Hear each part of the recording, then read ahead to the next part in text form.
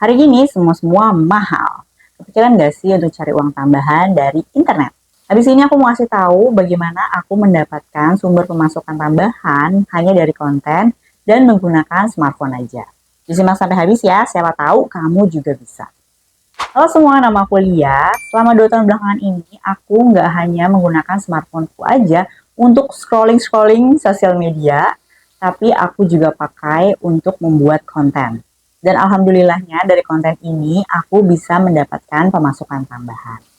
Seperti yang aku bilang tadi, aku akan kasih tahu bagaimana cara aku mendapatkan pemasukan tambahan dari konten, dan aku akan urutkan dari tingkat kesulitannya.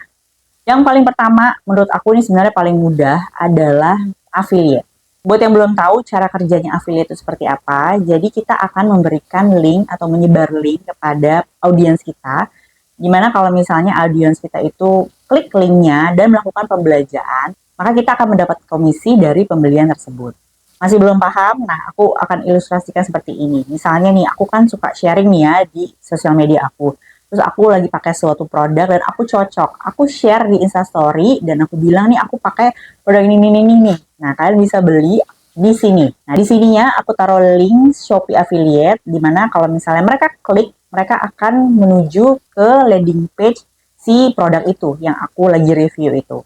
Nah, dari situ kalau misalnya dia tertarik, mereka bisa beli produk itu atau misalnya dia cari-cari lagi, mau cari yang lain aja deh. Terus tapi dia melakukan pembelanjaan juga di produk yang lain juga. Itu nanti hasil pembelanjaannya kita akan mendapatkan komisi.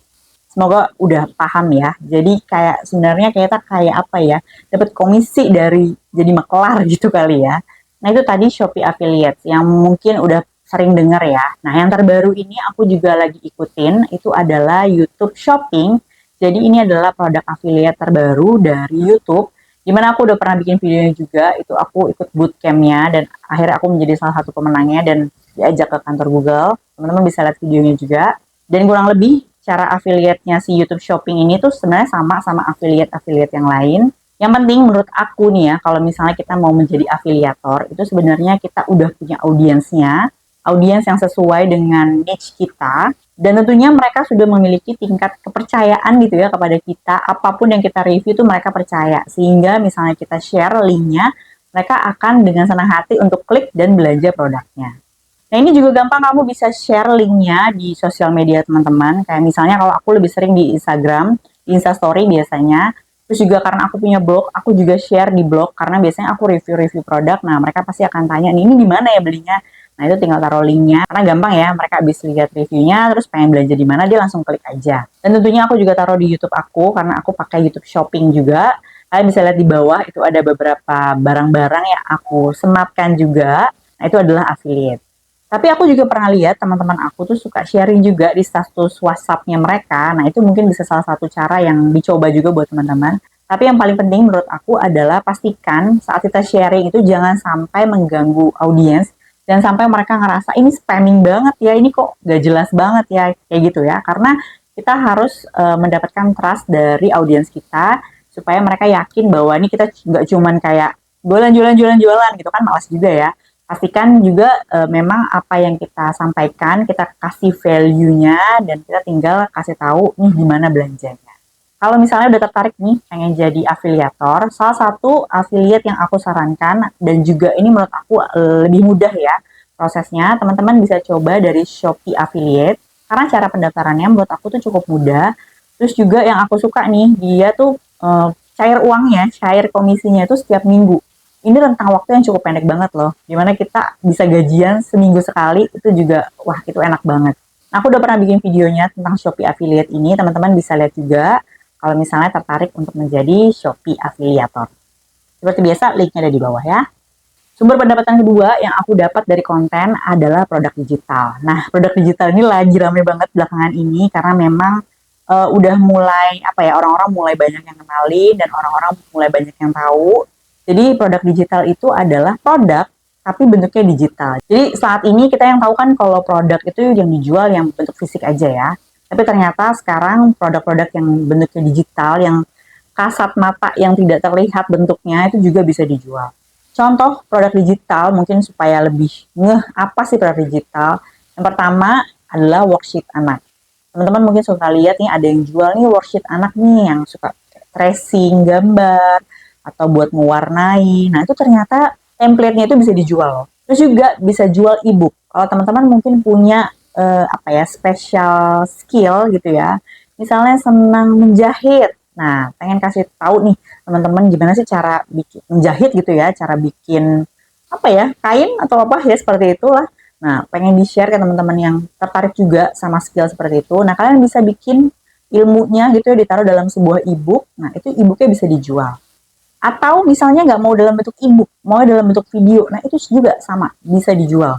Jadi kalau misalnya kita punya ilmu gitu ya, misalnya kayak content creating seperti ini nih, sebenarnya aku juga bisa jual gitu ya dalam bentuk produk digital. Intinya pokoknya cari aja skill apa yang pengen kamu share ke teman-teman. Itu bisa dijadiin e-book atau bisa juga dijadikan video. Contoh lagi, nah misalnya teman-teman itu jago ini ya, apa bikin budget gitu ya, budget pengeluaran misalnya pengeluaran 100.000 buat apa aja gitu ya di dapur, belajar di dapur. Nah, kalian bisa bikin semacam template-nya di Google Sheets. Nah, itu nanti template-nya bisa dijual loh, teman-teman. Jadi misalnya audiens teman-teman tuh pengen, aku pengen nih hemat seperti mam juga nih, kayak gimana caranya nih, kasih tahu dong budgetingnya seperti apa, adakah template-nya. Nah, kalian bisa jual template itu. Menurutku yang paling penting dalam produk digital, kita juga harus lihat dulu nih dari kemampuan kita tuh apa yang bisa dijual, yang bisa dijadikan produk digital, gimana kemampuan kita itu memiliki value yang tinggi, dan tentunya juga menjawab permasalahan dari si audiens. Kayak misalnya nih aku nih kan punya akun tentang review playground. Nah, aku tuh sering banget kan nge-review playground karena aku sering jalan-jalan playground. Nah, itu semua aku catat dan juga aku kumpulin foto-fotonya dan sebagainya. Nah, itu aku share di sosial media aku dan ternyata banyak banget yang suka karena mereka ternyata butuh playground gratis di dekat area rumah mereka. Karena mereka merasa kalau misalnya tuh playground tuh susah banget dicarinya yang gratis. Kalau di mall tuh mahal banget. Nah, dari situ aku berpikir, oh ya ternyata aku bisa loh kumpulin semua, compile semuanya menjadi satu data yang nantinya aku bisa jual ke teman-teman yang memang pengen cari list atau data playground gratis. Jadi nangkep ya, aku punya sesuatu yang aku punya gitu ya, sesuatu yang aku punya, value-nya. Terus ternyata ada masalah gitu ya di audiens aku. Nah, aku menemukan masalah dan juga value itu, aku jadikan satu dan aku compile sehingga menjadi produk digital yang akhirnya aku jual. Semoga udah paham ya. Nah, menjual produk digital ini menurut aku tingkat kesulitannya itu tergantung dari produk yang akan kamu jual. Karena pasti butuh konsep, terus juga butuh desain yang tepat. Misalnya mau bikin e-book, mau bikin worksheet, mau bikin PDF, mau bikin webinar gitu ya, video. Nah, itu kan butuh effort ya untuk membuat seperti itu. Kayak video, kamu pasti butuh setting up seperti ini gitu ya, kamera, lighting, dan sebagainya. Terus kalau misalnya mau buat e-book, kalian pasti harus bikin desainnya. Aku biasanya tuh pakai Canva. Nah, kalau mau bikin template kayak tadi, itu juga bisa dari Google Sheets. Di awalnya tuh memang butuh waktu ya, karena harus bikin produknya dari mulai konsep, sampai desainnya, sampai terus akhirnya jadi. Dan yang terpenting menurut aku di part ini adalah promosinya, karena kita harus juga rajin promosinya supaya nanti dapat pemasukan dari situ. Tapi menurut aku enaknya dari produk digital ini, kita tuh nggak jual barang gitu ya, nggak jual produk. Gimana kalau misalnya kita jual produk kan harus ada proses pengiriman barang kan. Nah, kalau ini enggak, karena yang dijual adalah produk digital, jadi biasanya kamu akan kirim berupa link gitu ya, atau data aja. Saat ini aku pakai yang namanya Linkit, nah link.id. Nah, ini mungkin teman-teman udah pada sering dengar, belakangan ini lagi booming banget. Nah, di situ aku pakai sebagai sarana untuk menjual produk digital aku. Kalau misalnya pengen dibahas, boleh banget tulis di kolom komentar, nanti akan aku bikin spesial videonya sendiri. Lanjut, aku juga mendapatkan penghasilan lain dari konten itu melalui yang namanya AdSense. Gila, ini AdSense tuh kayak udah jadul banget karena dari zaman aku dulu ngeblog itu ya udah kenal yang namanya AdSense. Nah, mungkin ada yang bingung nih, AdSense tuh apa? Jadi AdSense ini adalah produknya dari Google. Jadi cara kerjanya ini gini nih, aku contohin ini aku punya blog ya. Aku punya blog. Nah, terus kan di blog itu aku bisa taruh beberapa tempat-tempat untuk buat pasang iklan. Nah, jadi si AdSense ini dia posisinya di tengah-tengah, aku adalah pemilik blog. Nah, AdSense ini akan mencari advertiser atau mencari pengiklan yang mau mengiklankan iklan-iklan mereka di blog aku. Nah, terus gimana cara dapat penghasilannya? Jadi kalau misalnya si blog itu aku kan udah taruh iklan-iklannya dari advertisers ya. Nah, nanti kan ada yang namanya klik ada orang yang mungkin pengen ngeklik iklannya gitu ya, terus atau berdasarkan karena ada yang sering baca blog aku gitu ya, terlewat, itu dihitung sebagai impressions. Nah, dari situ aku akan mendapatkan uang melalui Google AdSense. Selain dari blog, teman-teman juga bisa familiar nih ya sama AdSense itu adanya di YouTube. Ini pasti sering banget kalau di YouTube teman-teman kalau misalnya nggak pakai yang model premium, itu pasti kan kalau misalnya lagi nonton tiba-tiba ada iklan. Nah, itu adalah YouTube AdSense. Jadi dia bentuknya iklan. Sejujurnya cara ini tuh sebenarnya susah-susah gampang, apalagi yang kalau misalnya belum punya views yang tinggi ya. Jadi penghasilannya itu kan sebenarnya tergantung sama views-nya dan juga jumlah kliknya. Kalau masih kecil ya tentunya akan dapetnya sedikit juga. Terus juga ini yang paling nyebelin sih sebenarnya menurut aku. Daftarnya itu juga agak susah karena mereka punya persyaratan yang harus dipenuhi sebelum kita akhirnya bisa diterima sama si Google AdSense. Jadi contohnya nih kayak YouTube aja ya. YouTube itu tuh ada syaratnya kalau misalnya mau join YouTube AdSense-nya. Jadi channelnya tuh harus udah 4.000 jam tayang. Terus juga dia harus udah punya 1.000 subscribers. Ya, bisa dibilang susah-susah gampang, ya tergantung kita tuh pinter-pinter kita ya gimana caranya supaya bisa melewati si syarat itu. Tapi ini kalau misalnya teman-teman udah masuk persyaratan, nah itu udah lumayan enak ya karena tentunya views kita, klik kita udah dihitung gitu sama AdSense. Ya walaupun tergantung ya seberapa banyaknya, tapi tuh minimal ada lah gitu ya. Terus juga enaknya kalau di YouTube dan juga di blog itu kan kita punya data ya banyak ya yang udah kita masukin video-video lama, tulisan-tulisan lama. Nah itu kalau misalnya masih ada yang baca juga, masih ada yang nonton juga, nah itu juga bisa dihitung gitu loh. Jadi kita masih bisa ngasilin uang ya dari konten-konten lama kita.